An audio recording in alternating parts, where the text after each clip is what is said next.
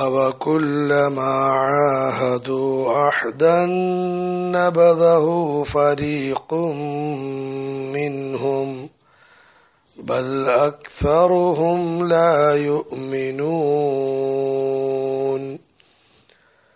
وَلَمَّا جَاءَهُمْ رَسُولٌ مِّنْ عِندِ اللَّهِ مصدق لما معهم نبذ فريق من الذين أوتوا الكتاب كتاب الله وراء ظهورهم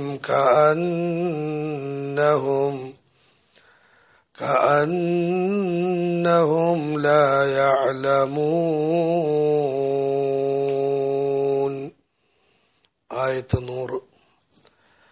أَوَكُلَّمَا عَاهَدُوا عَهْدًا, അവർ ഓരോ കരാറുകളും ചെയ്യുമ്പോൾ നബദഹു ഫരീഖും മിൻഹും, അവരിൽ ഒരു കൂട്ടം ആളുകൾ അതിനെ വലിച്ചെറിയുന്നു. ബൽ അക്തറുഹും ലാ യുഅ്മിനൂൻ,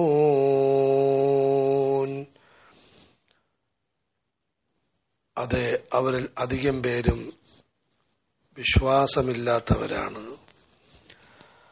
വലമ്മാ ജാഅഹും റസൂലും മിൻ ഇൻദില്ലാഹി മുസദ്ദിഖുൻ ലിമാ മഅഹും, അവരുടെ കൂട്ടത്തിലുള്ള സന്ദേശത്തെ ശരിവെക്കുന്ന ഒരു പ്രവാചകൻ പടച്ചവന്റെ ഭാഗത്തു നിന്നും അവരുടെ അരികിലേക്ക് വന്നപ്പോൾ നബദ ഫരീഖും മിനല്ലദീന ഊതുൽ കിതാബ്, വേദഗ്രന്ഥം നൽകപ്പെട്ടവരിൽപ്പെട്ട ഒരു കൂട്ടം ആളുകൾ വലിച്ചെറിഞ്ഞു കിതാബല്ലാഹി വറാഅ ളുഹൂരിഹിം, അല്ലാഹുവിന്റെ ഗ്രന്ഥത്തെ അവരുടെ മുതുകിന് പിന്നിലേക്ക് വലിച്ചെറിഞ്ഞു.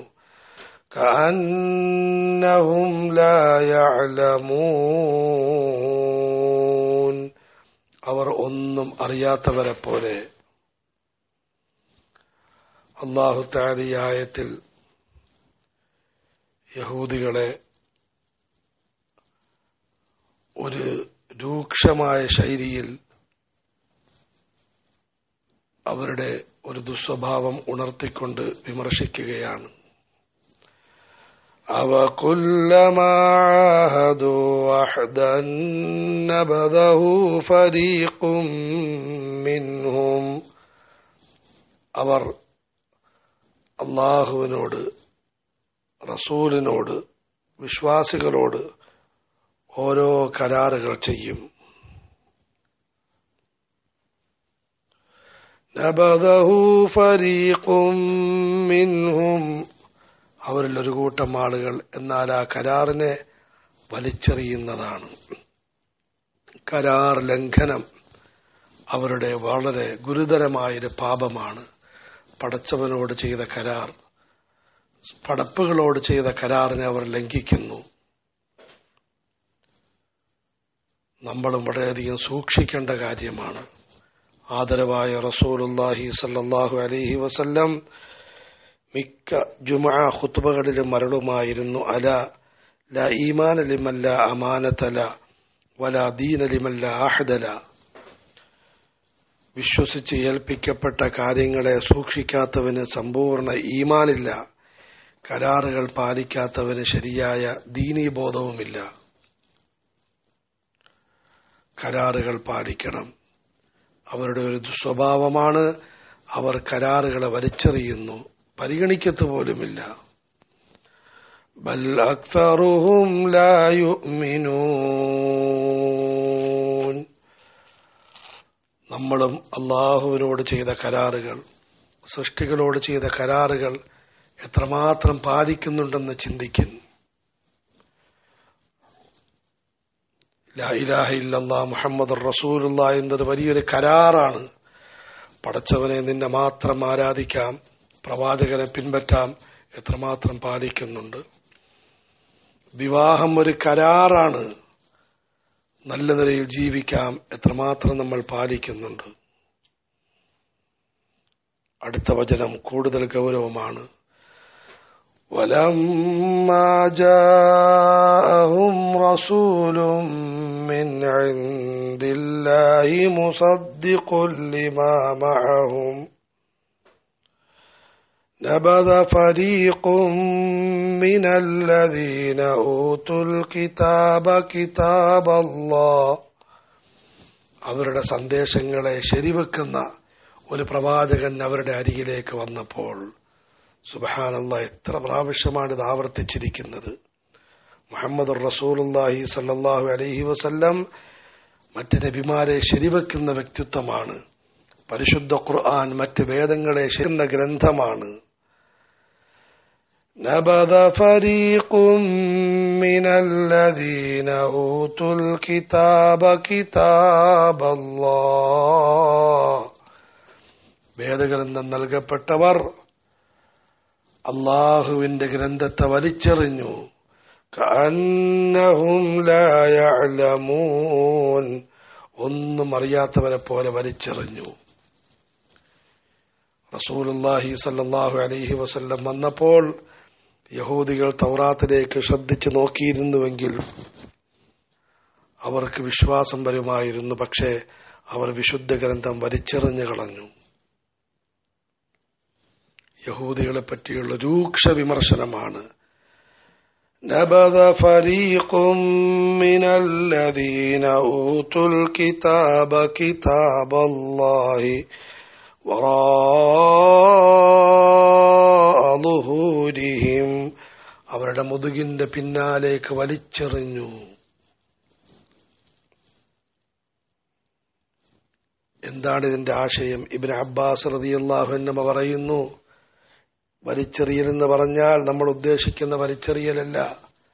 അന്നും ഇന്നും അവർ ഭേദഗതിയും മറിമായങ്ങളും നടത്തപ്പെട്ട ഗ്രന്ഥമാണെങ്കിലും വേദഗ്രന്ഥത്തെ അവർ പൊതിഞ്ഞ് ആദരിക്കുന്നവരാണ്.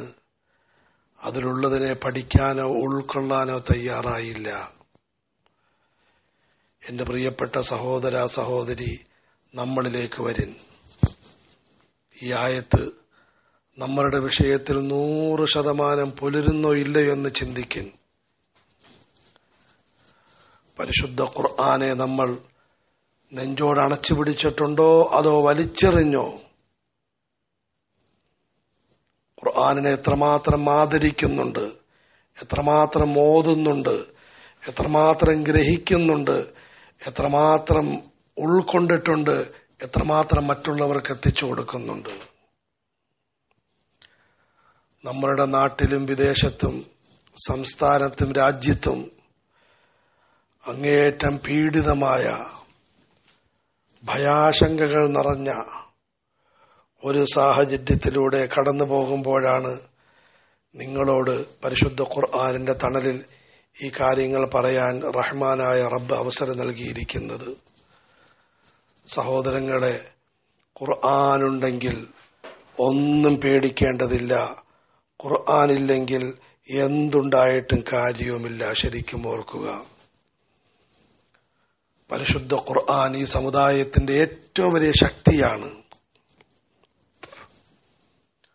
ഇന്നത്തെ അവസ്ഥകൾ കണ്ടുകൊണ്ട് ഒരു സഹോദരൻ എന്നോട് ചോദിച്ചു, എന്തെങ്കിലും ചെയ്യണ്ടേ? ചെയ്യേണ്ടത് ചെയ്യണമെന്ന് പറഞ്ഞു. എന്ത് ചെയ്യണം? ഏറ്റവും വലിയ ആയുധം ഉപയോഗിക്കണം. അദ്ദേഹം അത്ഭുതപ്പെട്ടു, ഏതാണ് ഏറ്റവും വലിയ ആയുധം? ഫലാ തുതിഇൽ കാഫിരീന വജാഹിദുഹും ബിഹി ജിഹാദൻ കബീറാ. പരിശുദ്ധ ഖുർആൻ കൊണ്ട് താങ്കൾ ഏറ്റവും വലിയ ജിഹാദ് നടത്തിൻ, പോരാട്ടം നടത്തിൻ. മുഹമ്മദുർ റസൂലുള്ളാഹി സ്വല്ലല്ലാഹു അലൈഹി വസല്ലം അബൂജഹലുമാരോടും അബൂലഹബുമാരോടും പോരാടിയത് ഖുർആൻ കൊണ്ടാണ്.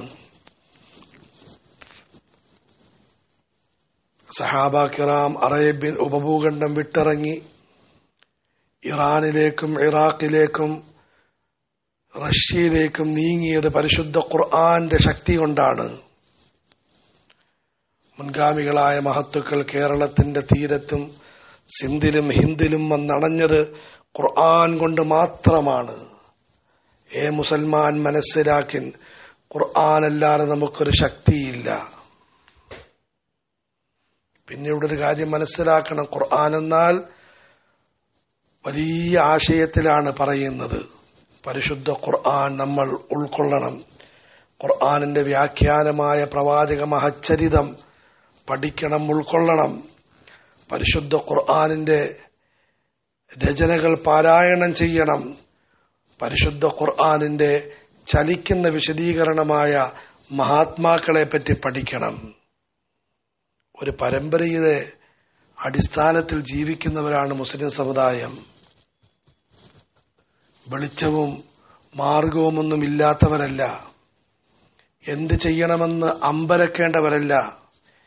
ഈ നമുക്ക് രക്ഷയില്ലല്ലോ എന്ന് നിരാശപ്പെടേണ്ടവരല്ല. വലിയ ശക്തി കയ്യിൽ വെച്ചിരിക്കുന്നു, പക്ഷെ എന്ത് ചെയ്യാൻ? അതിന്റെ മഹത്വം മനസ്സിലാക്കുന്നില്ല. പലരും അതിനെ വലിച്ചെറിഞ്ഞിരിക്കുന്നു. ആകയാൽ സഹോദരങ്ങളെ, ഖുർആനിലേക്ക് വരിൻ. ഈ അവസ്ഥയ്ക്ക് മാറ്റമുണ്ടാകണം.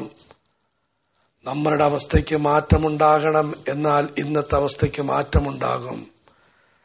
നമ്മുടെ അവസ്ഥയ്ക്ക് മാറ്റമില്ല എങ്കിൽ ഇന്നത്തെ അവസ്ഥ മാറുകയില്ലെന്നല്ല, കൂടുതൽ വഷളാകുമെന്ന് പേടിക്കേണ്ടിയിരിക്കുന്നു. പരിശുദ്ധ ഖുർആനുമായി രംഗത്തേക്ക് ഇറങ്ങി. ഓരോ വീടുകളിലും ഖുർആൻ ഓതപ്പെടണം. ഓരോ മസ്ജിദുകളിലും ഖുർആൻ ഓതപ്പെടണം. പരിശുദ്ധ ഖുർആൻ നെഞ്ചോട് പിടിച്ച് പ്രവാചക മഹച്ചരിതത്തെ ഉൾക്കൊണ്ട് മഹാന്മാരുടെ പാതയിലൂടെ സഞ്ചരിക്കിൻ. രോഗം വരുന്നതായ സമയത്ത് രോഗി നിരാശപ്പെടുകയല്ല വേണ്ടത്, മരുന്ന് വല്ലതും ഉണ്ടോ എന്ന് നോക്കണം. നമ്മുടെ പക്കൽ ഏറ്റവും വലിയ മരുന്നുണ്ട് സഹോദരങ്ങളെ, മരുന്നുണ്ട്. ഒരിക്കലും അവസാനിക്കാത്ത, ഒരിക്കലും തീർന്നു പോകാത്ത ശക്തി, ഒലിച്ചു പോകാത്ത വലിയ ശക്തിയുടെ സ്രോതസ് നമ്മുടെ കയ്യിലുണ്ട്, പരിശുദ്ധ ഖുർആൻ. അല്ലാമ ഇഖ്ബാൽ പറയുന്നു, മുൻഗാമികളായ മഹാന്മാർക്കും ബുദ്ധിമുട്ടുകളും പ്രയാസങ്ങളും വന്നിട്ടുണ്ട്. ഈ സമുദായം ഇന്ന് വരെയും ഫിറഔന്മാരെ അതിജീവിച്ചുകൊണ്ടാണ്, ഫിറഔൻ കൂട്ടരെ അതിജയിച്ചുകൊണ്ടാണ് മുന്നോട്ട് വന്നിട്ടുള്ളത്. പക്ഷേ മുൻഗാമികളുടെ കയ്യിൽ ഖുർആൻ ഉണ്ടായിരുന്നു, അവർ വിജയിച്ചു.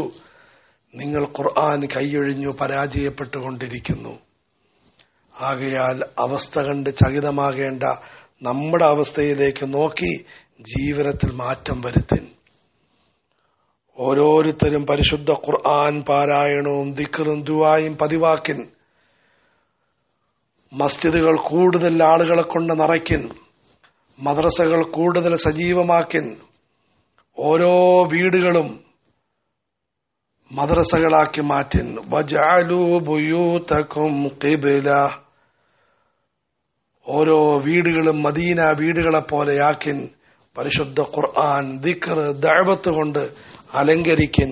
ഇൻഷാ അല്ലാഹ് പടച്ചവന്റെ ഭാഗത്തു നിന്നും സഹായമുണ്ടാകും, വിജയമുണ്ടാകും.